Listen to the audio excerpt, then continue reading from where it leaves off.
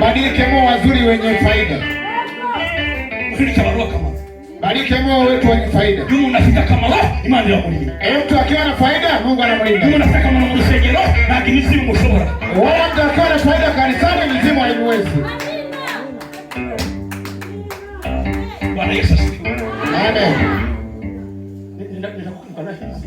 Nahitaji kufukuza mizimu. Sema hiyo kijana. Nenda kuzamuni. Nataka kule nyumbani kwenu. Mizimu gushaka. Mizimu inayojiinua kwako. Nenda tukani mizimu mama kadhamia kuiteka atabana bana wamuhuje. Nitafukuza mizimu wajue Bwana Mungu anawasaidia watu wake. Kwa jina la Yesu. Wenda babo uriya muryango na uhagukemo unko ahutse wakamaro. Imana ikwambika akamaro. Nataka kuambia Yesu wewe ni sahihi. Amen. Pigia makofi na ugele katika jina.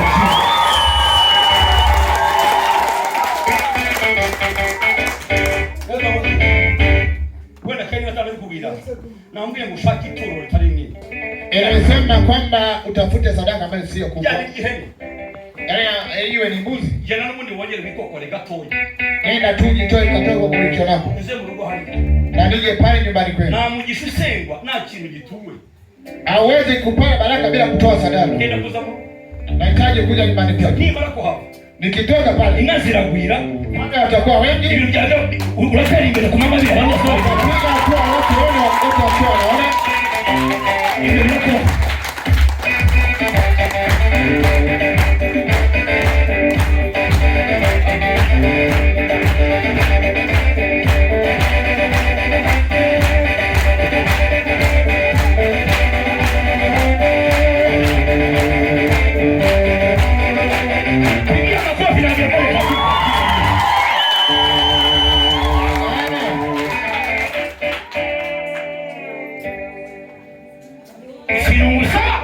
Ninachokuomba hinduka mwiza w'akamaro. badilika kuwa mzuri wa faida. Mujye mushakira umuntu yahera kugira ngo abwire Imana igutabara. Uwe na kitu cha mtu kuanzia hapa ili aweze kusaidia.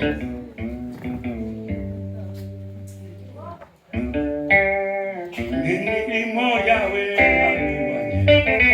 uri mwiza.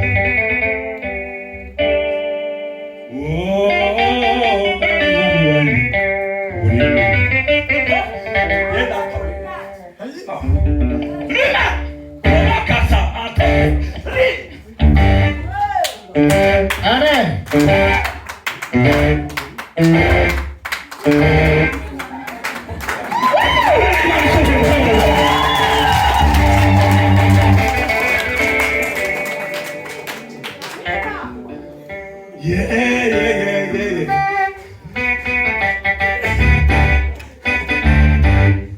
None se mzee buni kuja kuivuya. Mimi na kama naenda kuvuruga. Ndio wafashishwe. Asikia nimekosa. Amana Yesu. Amina.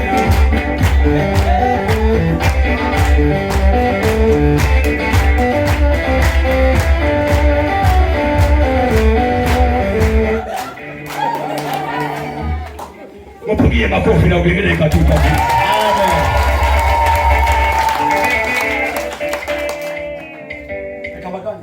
Acha niwaambie. Amen. Dufite umudamu wacu ku rusengero. Tuna mwanamke kule nyumbani kwetu kanisani. Umukecuru. Ni bibi. Yamenye gukorera Imana twari yaradushoboye. Alimjua kumtumikia Mungu, alikuwa kabisa tumeshamshika kuelewa. Sisi wale wakiingia Biharamulo inga zabo ziranyama. Sijui alikuwa anaishi kule Biharamulo, ng'ombe wake wao wakiwa wamenyang'anywa. Baza Chemwanzi. Wakaenda pale Chemwanzi. Batura hasi aho bitamupira aho tuyoboye itorero. Wakawa karibu na sehemu ya Bukwi tunapoongoza kanisa. Asengeri wacu. Akawa anasalia nyumbani kwetu. Buri munsi akaja kuri kintu. Kila siku akawa anafanya kitu fulani. Mbongere ngwame. Sema amen. Baba kishota matera na Mungu. Tukawa tumetoka kwenye ibada kama sasa hivi. Anasema mchungaji, njoo twende nyumbani. Yagira vingeso. Alikuwa na tabia moja. Yamenyereye kwakira abakozi b'Imana. Alikuwa amezoea kuwapokea watumishi wa Mungu. None ibintu biba byamushizemo. Na vitu vikawa vimemwishia. Amafaranga naga yafite. Hela ana. N'amata nakinanya. Na maziwa hayapo. Aragenda akajya katika amazi akonje. Akawa anaweka maji yaliyo baridi. Amazi ashuki. Maji yaliyochemshwa. Akayakonjesha. Anayafanya yawe ya baridi. Anaweka penye kitungu. Agakonja. Anakwea baridi. Kasuta materaniro. Tunapotoka kwenye ibada, akatuka pastor. Anasema mchungaji, ndabashaki wangu. Na wahitaji nyumbani. Kama gaba ndio mtoni. Tugezeyo. Tulipofika, agafite byasi byiza. Anashika ile yake vizuri. Byiza by'imyamaro akabikuba akabyitira. Anavipanga kabisa, anaweka hata na moto. Akashira mama. Anaweka ayimina maji. Yale maji. Akaduha ibishimbo n'imitsima.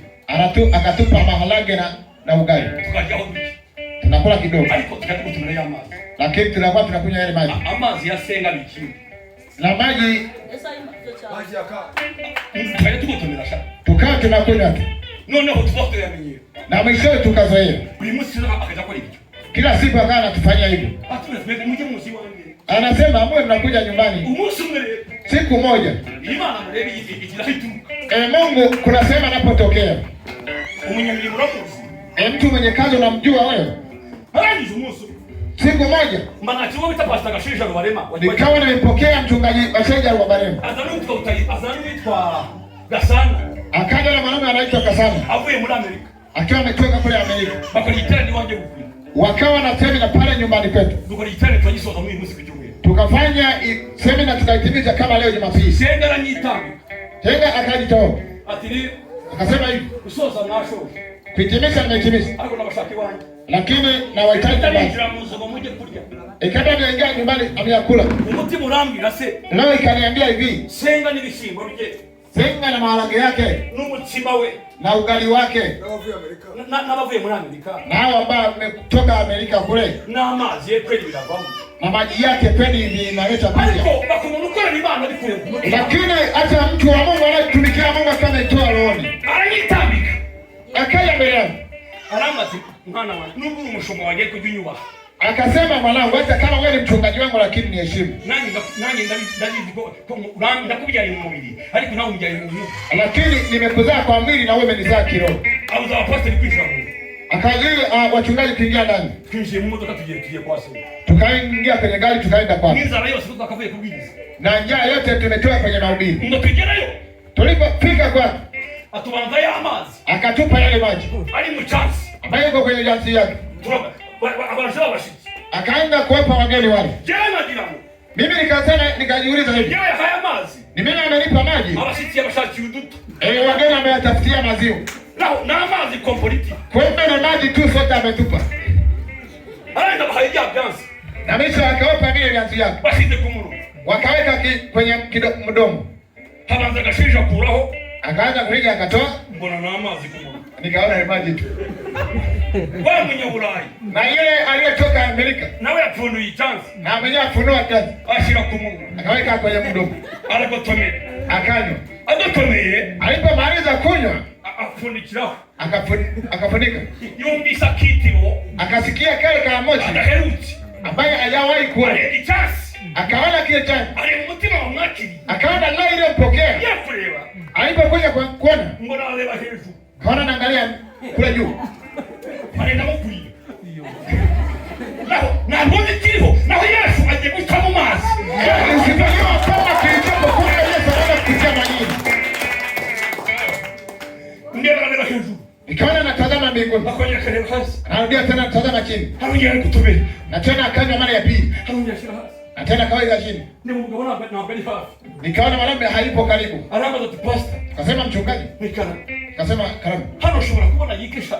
Hapo unaweza kuona eka 5. Extension naziwa. Eka 5 unaweza kuziona hapo. Ni ziraha. Akasema zipo. Ni pasta utasiri anazi. Nikasema mchungaji utasiri anazo. Ati mtelezi simu. Akasema mpigie simu. Na tuzi kiliho. Atujue kinachoendelea. Na Yesu ni mazi. Kumbe Yesu ameingia kwenye maji. Mwambie mimi sina jambo. Yesu anaenda kutokea kwenye maji. Kwa source. Kwa tumemaliza. Mama itasipi telefoni.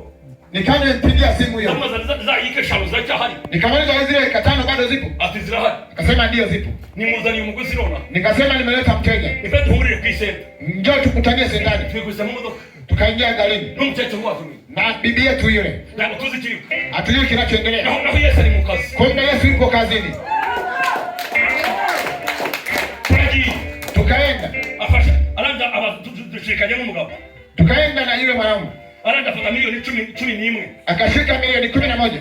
Yishura hekitari sana. Akalipa eka 5. Alonja alambaza. Akaniuliza tena. Hano nabona inka nibure 5. Hapa naweza kuona ng'ombe angalau kama 5. Zikamama litro 8. Kama ambazo zinaweza ku. Ni rwashande abazifite. Nikasema rwashande anazo. Nenda rwashande. Nikampigia simu. Inka bazikamye duhadi. Na ng'ombe alikamata tu. Inka baiteka karobo. Na ng'ombe kila ng'ombe alikuwa anatoka ndoo. Buringa ni yayo. Kila ng'ombe na yakwa. Alifu. Akalipa. Alamishu. Akalipa. Asosi. Alipomaliza. Ashira harongora. Akaweka waswagani. Nijataka. Kwenye ile ardhi. Ashaka bahambira. Akaleta kufunga fence. Aranga tu ubipicha ni walihambire.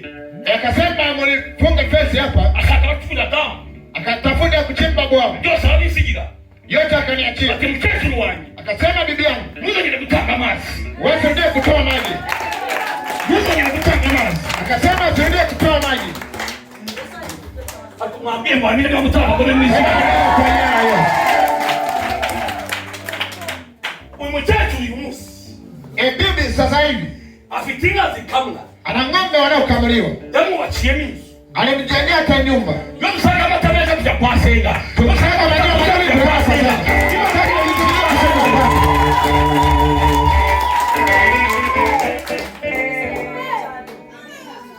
No wana daimoni za kwishe zugugu. Kama ukiona pepo wa roho amekuharibu kabisa, ubuni ufungu mugisha wako. Tayari unazuia baraka yako. Akawa barabara. Na watu wako. Basta umchecho. Huyo bibi yarabyibushye. Sasa hivi amenenepa. Yaranezerewe. Alifurahi. Atanga neza mu cyacu uyu munsi. Anatoa vizuri. Yo shaka kurya ishabe nzizi kuzi amavuta meza. Nikipenda kula mboga ya mafuta mazuri naenda kwake. Yo dufite igiterane. Tunapokuwa na semina kama hii, twakira abashyitsi kwa se. Tunapokea wageni pale kwa se. Akabakira neza. Anawapokea vizuri. Daimoni z'umukeneza bagiye. Pepo wa masikini aliondoka. Ndashaka kuvuga iki? Nataka kusema nini? Nukomeza kuba mwiza w'akamaro. Ukiendelea kuwa mzuri wa faida, Imani izaguhuza n'abanyakamaro bandi bagutabare bagukunde. Na Mungu atakutanisha na wenye faida wa kusaidia wakati mzuri. Bwana Yesu asifiwe sana. Amen. Bwana Yesu asifiwe. Amen.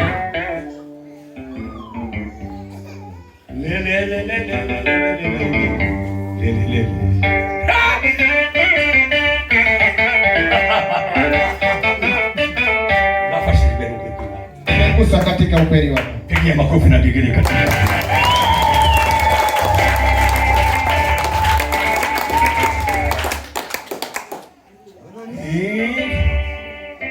Imbere yacu ari yacu wicura muri igano hino nasira yobukaba manawe ajemura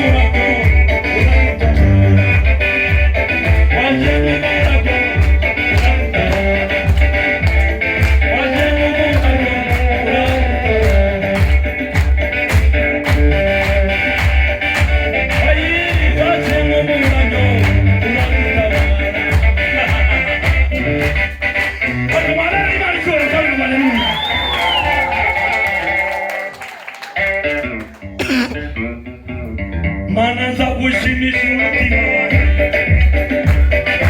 Zabu bibi jabu kokoya. Zabu ileza wajiye. Mana jabu jabu nikome. Wala nikuye mana. Ayi jabu jabu jabu.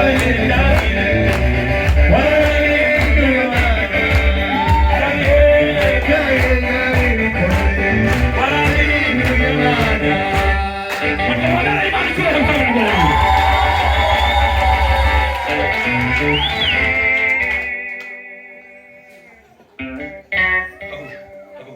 Simama wewe.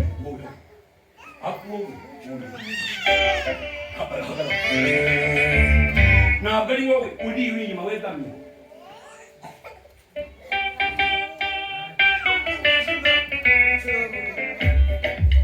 Mana za gushimisha umutima wanjye. Zabu bibi n'amaboko yawe.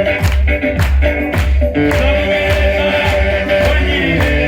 Mana jabu jabu nikome. Wala nikuye mana. Nabere imani kuza mkamera bwana.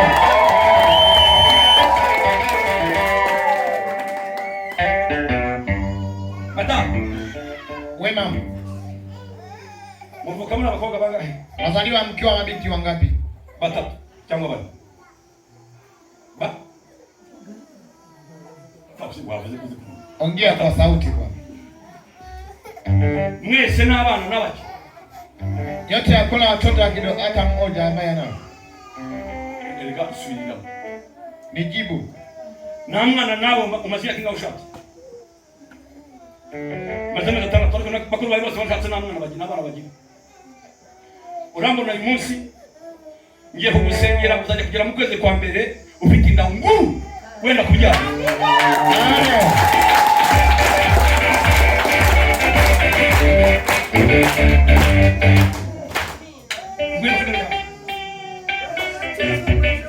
Wichura burende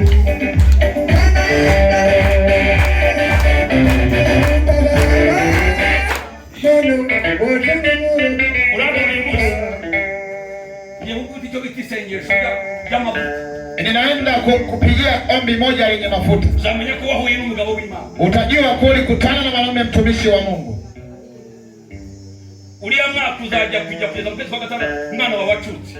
Na ule mwaka unakuja kuyafika mwezi wa 6 ukiona mtoto mbele kutoka Mungu. Mkichuka cha Satani. Mwanadamu wa Shetani. Shimazi miaka myinshi. Ambayo imemaliza miaka mingi. Kindiria mugumbavu biwanyu. Kinazunguka kule kwenye miji ya kwenu. Aliko kuli wawa. Lakini kwa kuko waje muzima. Kumekuja kwenye nyumba ya Msaka muwa muzimu musaza. Ewa mzimu watu wanaenda kuipaa kwa jina la Yesu.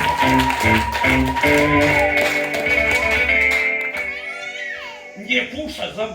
Naenda kufukuza. Shaka hoteli nda. Uzagari cyana cy'igihungu. Na utazaa mtoto wa kiume.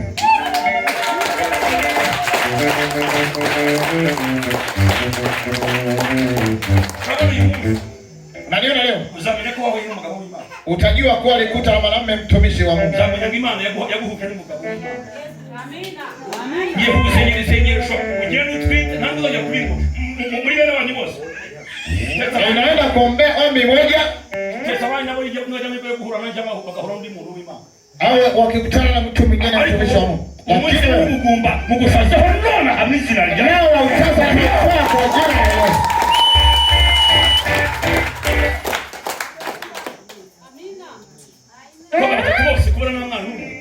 Watu wote huwa hamna hata mtoto hata mmoja. Hakuna mimba ambayo imeshatoka. Wewe ndio yavuyemo. Ntabwo uri uri. Nabandi singumba mu muzimu w'iwanyu. Ni mzimu wa nyumbani kwenu huu. Ariko wa lakini wewe uyu munsi ugiye kumenya ko Imana igira neza mu izina rya Yesu. Leo unaenda kujua kwamba Mungu anafanya vizuri kwa jina la Yesu. Data mu izina rya Yesu wa Nazareti. Baba katika jina la Yesu Kristo mwana. Nategetse uyu mudamu agenda twite. Amrisha huyu mama enda kadebe. Malaika w'Imana ukingurinda ayikingurira. Malaika wa Mungu anafungua uzao akafungua. Imana igukorera igitangaza ugenda ubyara. Mungu afanyia muujiza endo kazaa. Bigaragarize mu izina rya Yesu. Akatokea kwa jina la Yesu. Nafunguriye agenda fungua uzao kwa jina la Yesu akaenda kazaa. Nazongere gukura minda. Na asirudie kutoa mimba. Agenda twite. Aenda agawe mimba. Kana byare. Na tena azae. Kana byara abana benshi. Azae watoto wengi. Yirukanye ubugumba ku buzima bwe. Amefukuza uteza kwa buzima bwe kwa jina la Yesu.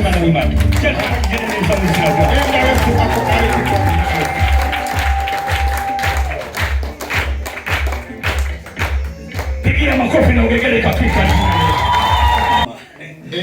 Kanije. Wewe nije. Isabita kamaro. Wanachoita faida. Akamaro gafite imbaraga nyinshi. Faida ina nguvu sana. Aborozi bacu barabizi. Wafugaji wetu wanajua. Aba bajya borora inka. Wale wanaofuga ng'ombe. Kuri yo witu cyane kwanza Uganda.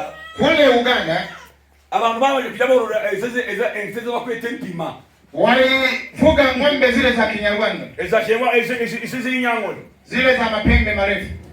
Bukeye asubuhi yake ziguma ari nyinshi kandi ari nziza. Zikakaa ni nyingi na tena ni nzuri. Ariko wajya gukama, lakini ukienda kukamua, wakamama ikidomora kimwe. Unakamua kidumu kimoja tu. Kandi ari nka 60 zabyaye. Ni ng'ombe kama 60 ambazo zimezaa. Bukeye haduka za mugabo. Asubuhi yake pakaja zile madoa ambazo zile za kizungu. Izo biti nzungu. Zile za kisasa. Zikunda gupfa maso. Zinapenda zenyewe kuharibika macho haraka. Ugasanga na gahumi. Unakuta ni kipofu. Nabo kareba. Akaangalii. Ariko gafite icere. Lakini kana maziwa ukule. Joma tashe. Wanakoenda nyumbani. Bakura makani. Wanaenda kuleta bakura ibisabo. Wanaleta mibuyu. Ariko saba barahani. Hivyo watu hapo. Naambia haleluya mzina.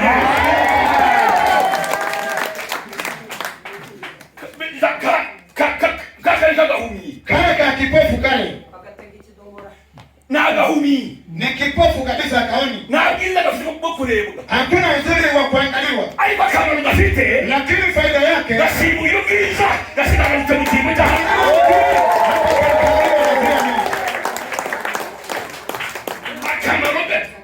Akamaroko karuturanga. Uzuri unazidi, faida inazidi uzuri. Akamaroko karuturanga. Faida inazidi uzuri.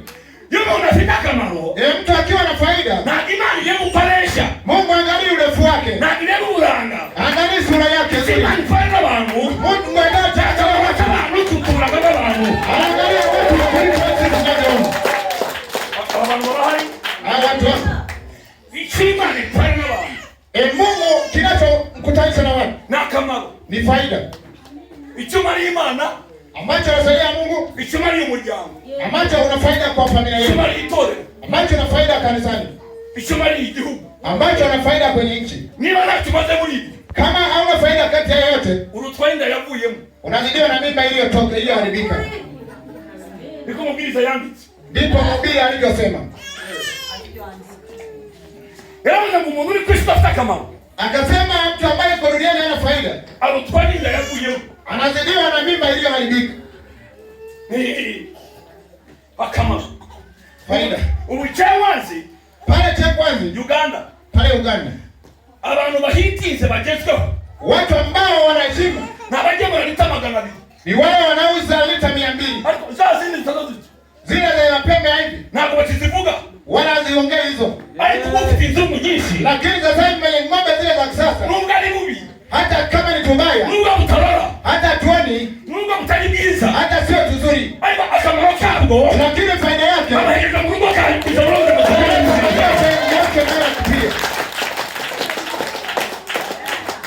Mbali sumuntu kagereye. Muulize aliyokusogelea. Waba uri mwiza w'akamaro. Naweza ukawa mzuri wa faida au wa kuangaliwa tu. Unamubanije? Nimeuliza.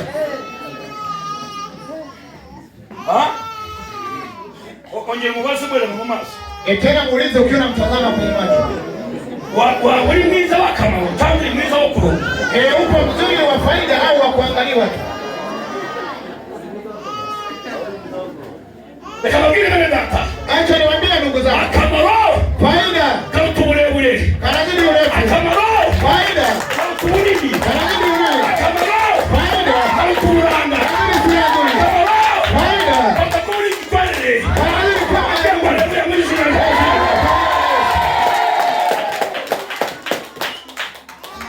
Akamaro. Faida. Muntu agira akamaro sugo uhamugira ute? Mtu ambaye hana faida unaweza kumfanyia nini? Umuntu ufite akamaro. Unajua mtu mwenye faida? Inka ziliho zarakwe Uganda zabagurishwa zashize. Ng'ombe wale wazuri Uganda walishauzwa na kumaliza. Zingine kusaka binazihitinga zibizambe. Na mwanzo zilikuwa ni ng'ombe za kwanza tu wanazipenda. Sasa abantu kama baziteze. Watu wana jivuna juu ya hao ng'ombe. Nina ng'ombe wangu wa hivi. Aba zimaze kubura akamaro. Zilipokosa faida. Barebye cyabugabo. Walipangalia tule cha madoa. Sitara kazana uburobo. Wanaleta tundoo tu kwasanga ibihogo ntacyo bimaze. Wakafuta zile ng'ombe hazina faida. Wanafuta zile madoa ambazo zina faida. None mumbalize. Muulize. Mubaze buho. Muulize taratibu pole pole. Uri mwiza w'akamaro cyangwa mzuri wa faida au wa kuangaliwa tu?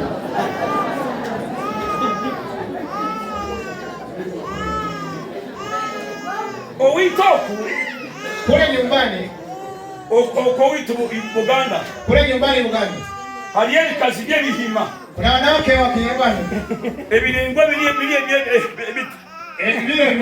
kabisa nikiza kiri kirengwa mwana na kwani ni refu kabisa kandi ni kihango tena ni ndefu kabisa icyo kikazi hiyo mwanamke nibakireto mu misho inga kwato mugamba analeta mbele ya mgamba pale. Mubukwe na kitatwerere. Wala kwenye harusi hajatoa mchango yote. Na mubukwe bali abatwerera. Na kule kwenye harusi hawaleti mchango. Na cyo bakora. Hakuna kazi wanayoifanya. Ahubwo bamutoranyije. Wamemchagua. Ngwaje imbere y'umugamba. Eta aende mbele ya mgamba ule. Agashira kwenda mukwa. Anaweka kangua kwenye gwapa huko.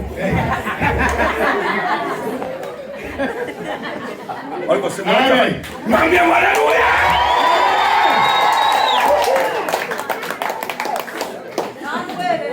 Sasa kitu cha akora. Hajafanya kitu chochote kingine. Tia hana mchango. Na mchango hajatoa. Na nebu. Wala hata shilingi 1000 tu. Hamna. Kwa kani tunaenda naenda kwa Chirebe. Anataka hadi wamuone.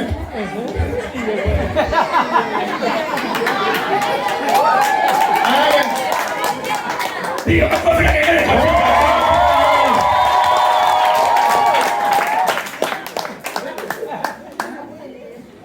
Amen. Mbona choshi? Eli tambat. Haya yanatibu nini sasa?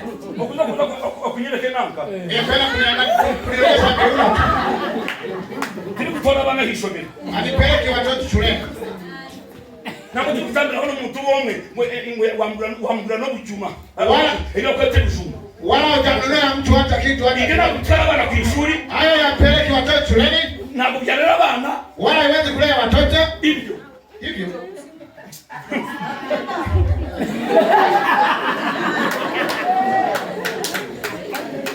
Amen. Beka matangalize mwisi na jaye. Acha matangalize kwa jina la Yesu. Unakugiza dawe utakuja mugose.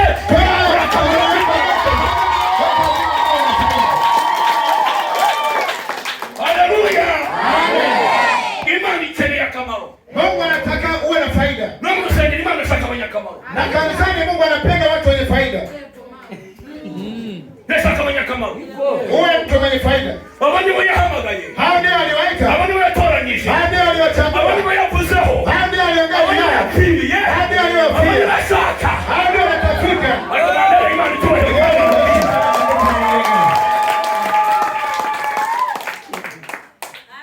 Sio soma Biblia. Tunaenda kusoma Biblia. Tuje mu gitabo. Tuende kwenye kitabu. Tuje mu gitabo cy'Abakorinto Bambe. Tuingie kitabu wa Korinto wa kwanza. 12 n'umurongo wa 28. 12 sura mstari wa 28. Gosikia. Korinto wa pili.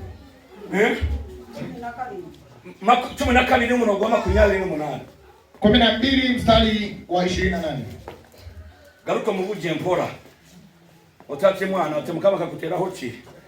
Noko yewa ninga no mugasho.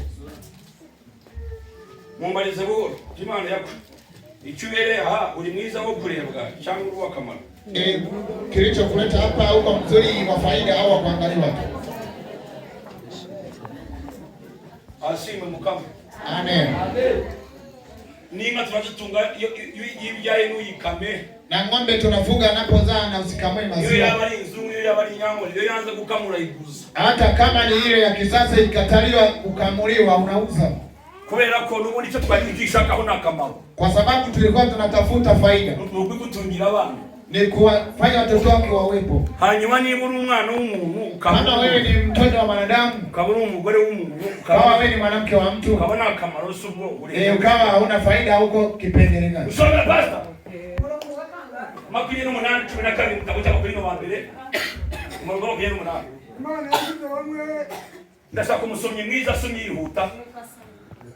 Soma bende sikaza ushaka kudindira cyangwa soma kaza niba umva uri uyaminiye. 28. Halafu ngamuki. Imana yashyize bamwe mu itorero. Soma mwuka mutu. Imana yashyize bamwe. Imana yashyize bamwe mu itorero. Hehe. Mu itorero. Mwibara. Hehe. Itorero. Ekabatayo.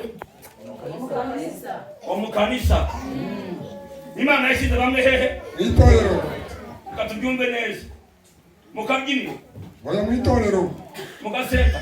Mu itorero. Yabashyize he. Omubarasi. Omunkunyage. Imana yashyize bamwe hehe. Usoma. Imana yashyize bamwe mu itorero. Imana yashyize bamwe mu itorero. Ubwa mbere intumwa. Ati uguma ureba hori omukanisa. Kuba nagamba abo yatira omukanisa ogumoye oyerondo manyo tinyowe ndyaha obandi yo mweshongozi obandi yo murizi wenjiri obandi nkiza abantu bimuga orebe side yawe ecyo gukora. Ati Bible na kuchero rubanza kore butakine uyimucyo kore. Bwana Yesu asifiwe sana. baracyariho. Imana yashize bamwe bitorero. Ubwa mbere yashize mu bande. Ubwa mbere yashize n'intumwa. Ubwa kabiri abahanuzi. Ubwa kabiri abahanuzi. Ubwa gatatu abigisha. Ubwa gatatu abigisha. Maze ishyiraho abakora ubutumwa, ababwiriza ubutumwa. Ishyiraho n'ababwiriza ubutumwa n'abakaruru bahagutse ngo tubwire ubutumwa bwiza muri kiboga ishyiraho ku isi hose. Aha. Ishyiraho abakora ibitangaza. Ishyiraho n'abakora ibitangaza bakayanja. N'abahawe impano. N'abahawe impano zo gukiza indwara. N'abahawe gufasha. N'abahawe gufasha abandi. N'abahawe gutwara. N'abahawe kuvuga indi mishya. N'abahawe kuvuga indi mishya. Mbese bose ni intumwa. Bose ni intumwa. Mbese n'abahanuzi. Mbese n'abahanuzi. Bose n'abigisha. Bose n'abigisha. Bose bakora ibitangaza. Bose bafite impano zo gukiza indwara. Mbese bose bagira impano zo gukiza indwara. Turi kubasika.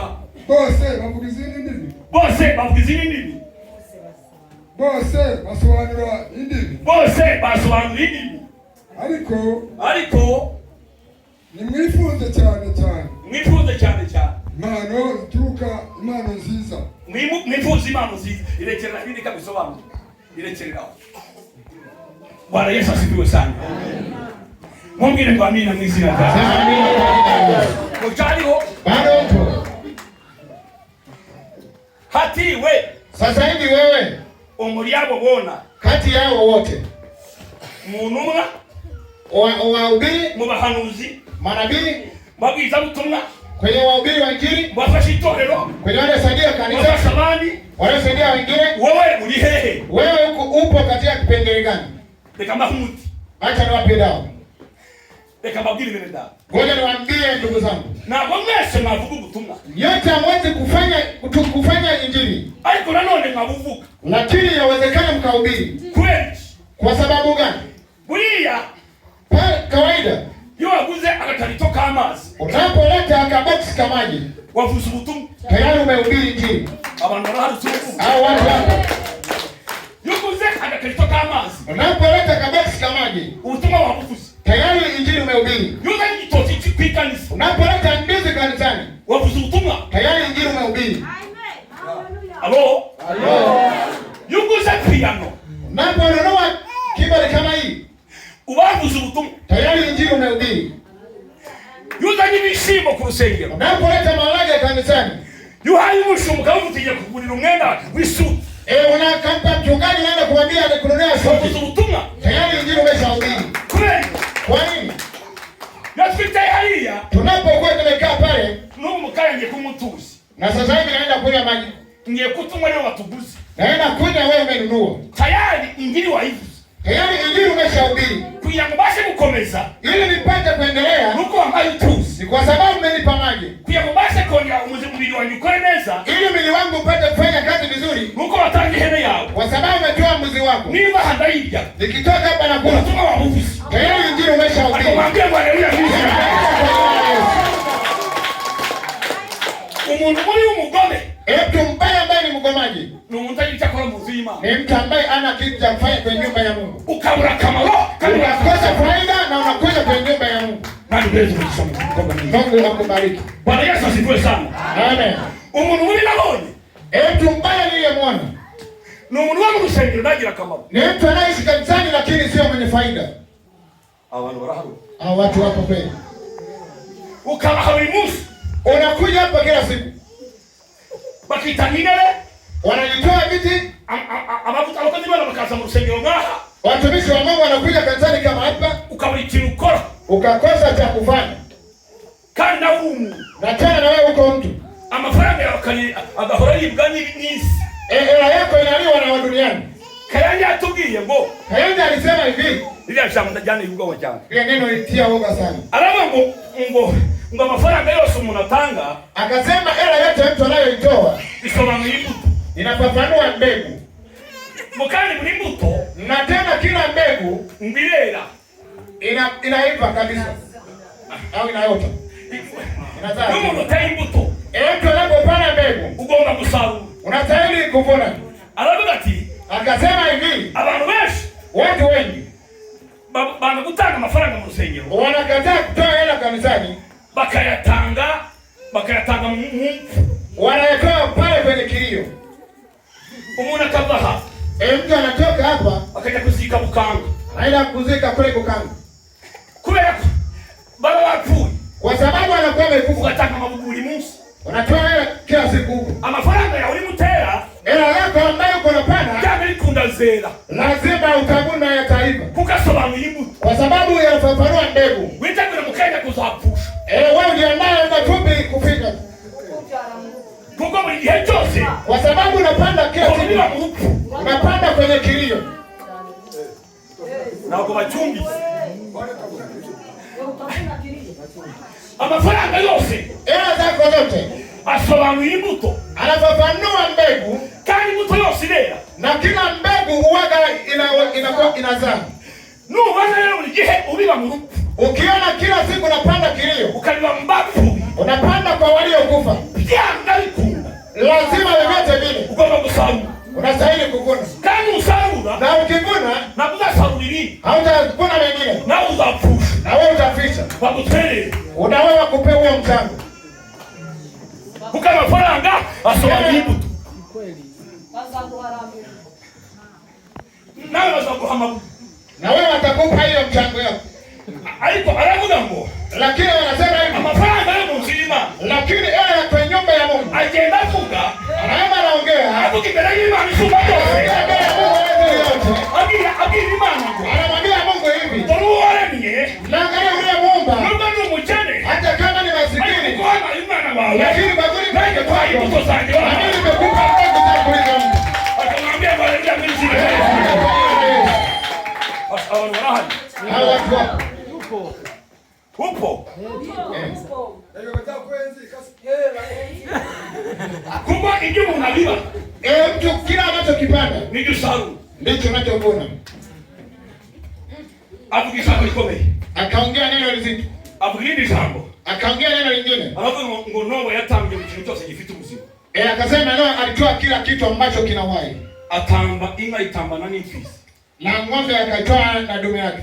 Ihene itambana n'isekurume yake. Na mbuzi wa kike anatoa na beberu. Intama n'isekurume yake. Na kondoo na beberu lake. Inkoko n'isake yake. Na kuku na jogoo wake. Buri kintu cyose gifite ubuzima ngo Nowa gitangira ubwite. Kila chenye uhai Mungu akangoribiri. Nowa akakitolea mbele ya Biblia kuvuga ngo ngwereye umunsi Imana irahira baho nabazongera kurimbuza idisi mwizu. Hiyo siku angia hiyo siku Mungu akaapa kwamba sitarudia tena kama hivi chanwa na bisirongera kurimbuka kuko Nowa yatangiye itambara kirangira. Akasema tangia wakati wa Noa Mungu hajawahi kuangamiza dunia mpaka leo. Nowa yatangiye itambara idisi mwizu turumba hibwe ya Nowa. Noa alitoa sadaka na sasa hivi tuko kwenye amani ya Noa. Aravuga ngo Kristo datanga. Akasema wewe usipotoa niyo wa mbere yabonye ufite shetani. Ndio wa kwanza ambaye duniani ana shetani huyo mtu. Mkristo wa mu rusengero datanga. Mkristo anayeishi kanisani bila kutoa kitu. Niyo wa mbere niho shetani atura. Niye shetani anaishi ndani mwake. Ikiranga ko umuntu akunda aratanga. Kinachoonyesha mtu kwamba anapenda anatoa kitu. Noneho aravuga ngo yutanga ku Mana. Unapotoa kwa Mungu, iyo mbuto yawe igenda isakoza mu mafi. Hiyo mbegu yako inapiga kelele kwenye masikio ya Mungu. Umukene yaguhaye adafite. Maskini aliyekupa none nawe garura byinshi abone kuguhereza. Na wewe rudisha vingi na wewe ili apate kukupa vitu vingi. Aravuga ngo umuntu utanga, akasema mtu anayotoa ahora yishuza Imana. Anakaa na mdai Mungu. Kana Imana yakwemera kukwamba. Na Mungu hawezi kukunyang'anya. Na Imana yijije umwenda. Mungu ali nguvu. Nuko umuntu wese ukora ibikorwa byiza mu rusengero. Kila kitu unachofanya kizuri kwenye kanisa. Arabasha. Ningeni. Anagenda kaja mu rusengero akavuga ati ntabwo nemera ngo nabo. Akasema mimi sikubaliani naye.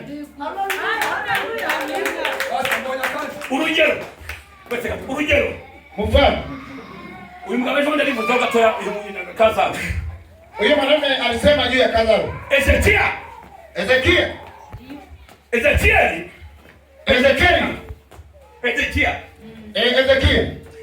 Yararwaye.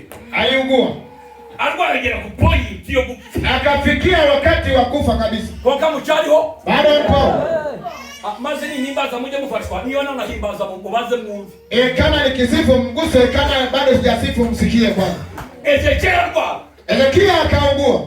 Amaze kurwara. Alipomaliza kuugua, agera ku point yo akafikia point ya kufa. Imani ya mwisanga, imani sasa zimegeli yanze kufa. Mungu akaona kwamba yuko anashalisha miguu haja kufa. Nimutuma huko hanuzi Yesaya. Akatuma nabii Isaya. Yesaya hakutoka muri Israeli. Isaya alikuwa anatuma vitu viwili katika Israeli. Klinika. Kubatiza no kukura na kutoa. Yaani uhanuzi wake ugasura nyuma. Na unabii wake ulikuwa urudi nyuma. Ndio uhanuzi wake kwa Israeli yote. Ndiye alikuwa nabii anayekubaliwa katika Israeli. Aliyekuwa anatabiri alikuwa yarudi tena. Imani inapotumia mugira ngojera. Na Mungu akamtoa akamwambia nenda. Unjire kwa Ezekia. Mwendee Ezekia. Mugira utwari mutwose areke gusaza imigeri. Yoyote ambaye anayo aache kurusharusha. Ahubwo arage. Labda aage tu. Kuko kubaho ko parangi. Kwa sababu maisha yake yameishia hapo. Ye. Sikia hapo. Alikorera umugabuzi uzicho bitimiri bwo Imana yakoze. Akamwambia mwanaume ambaye anajua kwamba kazi ya Mungu aliyoifanya. Alinesha alikorera ku mugabo wa mwana amashukorera Imana. Ambaye mwanaume alishatumika katika kazi ya Mungu. Umunabii amaze guhanura. Nabii alipomaliza kufanya nabii wake. Urakoze mzee. Akasema asante mzee. Akimana ishimwe. Akasema Mungu achukuliwe. Nabii ahakanye umuhanuzi. Hawezi kumpinga nabii. Ariko mu mutima. Lakini ndani ya moyo. Baraka nibo wamvangibere. Akasema ungetoka mbele yangu kidogo kwanza. Biblia inasema hivi. Arahirukira. Akageuka. Mbabazima nati. Akamuuliza Mungu hivi. Ese ubwo ko wabuze muri Imana itibagiye itacyane ngo yibagiye imirimo. Mbona ulisema wewe ni Mungu asiyesahau kazi? Sio ufashwe. Na hapo umeshikwa na nini sasa? Ndafanye wewe basibi. Mimi nife kama mpagani. Atumwambie Bwana ndio mwizi. Arahirukira. Akageuka. Burya witura kama bagabo babi. Na pengine kumbe na wewe unalipa kama wanaume wabaya. Muko witi basi. Ndivyo hivyo unavyolipa. Koko. Kweli. Uzikuru mahala hanuzi banyi kubandagisha. Unajua kutuma manabii wa kufanya eti ni yange dunia. Kutuma kwa wabaniza. Baada ya kutuma wa kunisaidia kuniokoa. Kuja uko witura. Kumbe ndivyo unavyolipa. Haiwe. Miaka kama zile yao. Na miaka leo maliza mbele yako. Ili nataka nusu yao. Kazi ile fanya kwenye nyumba yako. Na unaanza kufanya Yeah. Akamwambia Imani tu hapo kamera kwa mimi. Na bonenda. Sikubali. Ezekia baro. Ezekia akapiga kelele. Na kuyakoresheje abandi. Hajatumia wengine. Ayo marira n'imirimo ye. Ayo machozi na kazi yake. Azamukimbele ku spirit ya imbere y'Imana. Hao watu hapa. Uwo mwanya. Uwo muda. Uwe akoresheje ku group. Aliyetumia kwa maji ya kumtabiri ya kifo ndiye alitumia kumtumia tena. Ni wahimiki. Ndiye aliyogeuka. Hatumva. Akasema sikia. Awali kuna barakoga. Wanyarwanda wanasema hivi. Na muntu hakuna mtoso Biblia yavuze atabanje kubinenga. Hakuna mtu mwenye kujishauri aliyesema bila kwanza kuyasarau. Muyandi magambo. Kwenye ingine maneno. Buri yaje yihohora. Alikuja tu ananongona. Subiri mtumishi. Akasema subiri tu. Niba Imana yahuse, niba ari Yesaya sinzi dategurutse kuvuga ibyo. Sijui Mungu ndiye aliwahi kusema alikuwa haraka kusema sijui. Makosa yamaje kunenga yo yakoze. Mtu anatoa makosa kwanza kudharau kwanza ndiye yafanya. Umuntu afite ibitabo by'Imana yanditse. Mtu akiona vitabu vya Mungu yanditse mbele y'Imana. Mtu akiona kazi nyingi mbele ya Imana gupfa.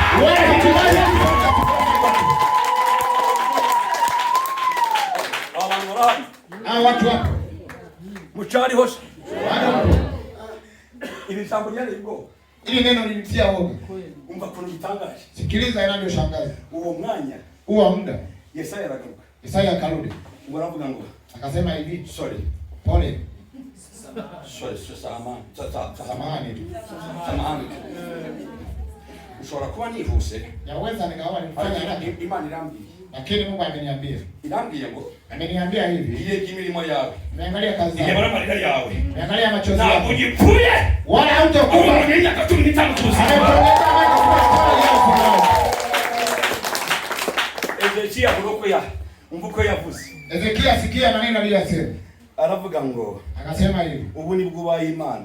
Hapa ndipo umekuwa Mungu. Wibale guhindura. Asante kwa kubadilisha. Ndapfa nk'abagabo batagira gahunda. Inakufa kama wale ambaye hawana ratiba.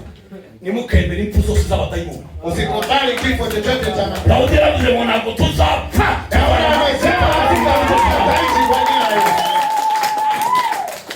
Hari ibintu njya nanga jewe. Kuna vitu mimi waga na vipinga na vikataa. Twebwe iwacu nuko twabaye. Si nyumbani kwetu ndivyo tulivyokuwa. Na ujurama. Wala hakuna wa kuishi. Ubwo bwagiye gupfa. Na huyu ameenda amekuwa mwenye nyine ngo urapfa bakuzika. Na ujue unakufa wanakuzika tu. Ubutangire kubirema. Kwa sababu ameanza kubiumba hapo. Ulitwa n'urukiza. Unakufa kwa sababu gani? Haleluya. Amen. Ngose wali wakora ibiki. Wewe unafanya nini? Imani itegereje kugira ngo bamvihindura amahanga.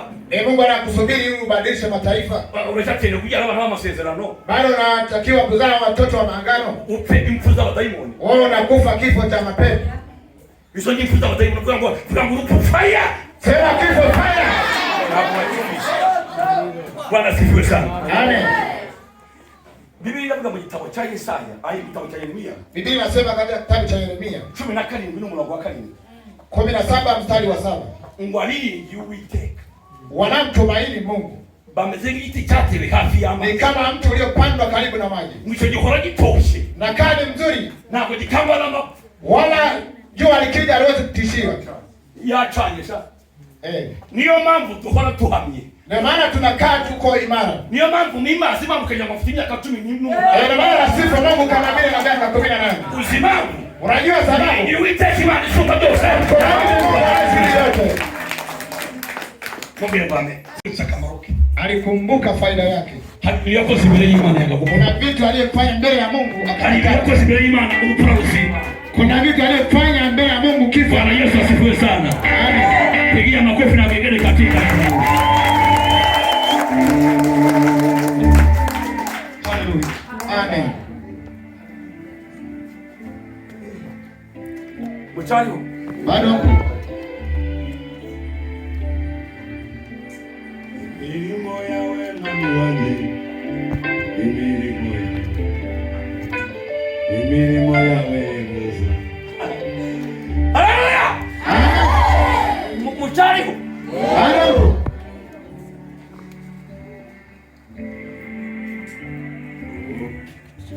Upeni Bwana.